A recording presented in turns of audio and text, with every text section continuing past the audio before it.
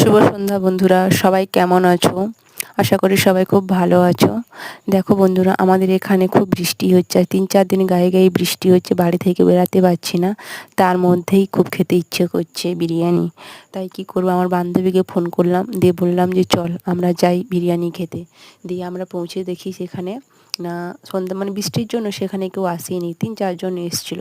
আমরা ঢুকলাম আর ওরা বেরিয়ে পড়লো। তো বাড়ি থেকে তো আমরা ভেবেই এসেছিলাম যে কী খাবো, তবুও হাতে মেনু কার্ডটা নিলাম, দেখলাম যে আর কী কী খাওয়ার আইটেম আছে। তো আমরা বলি না থাক, ওইগুলো আর কিছুই খাবো না, আমরা বিরিয়ানিটা খাবো। দিয়ে আমরা বললাম, বিরিয়ানি দিয়ে গেল, দিয়ে আমি ওকে প্লেটে একটু দিয়ে দিচ্ছি। আমরা একটাই প্লেট নিয়েছিলাম, আমরা এটাই খেতে পারবো না হয়তো।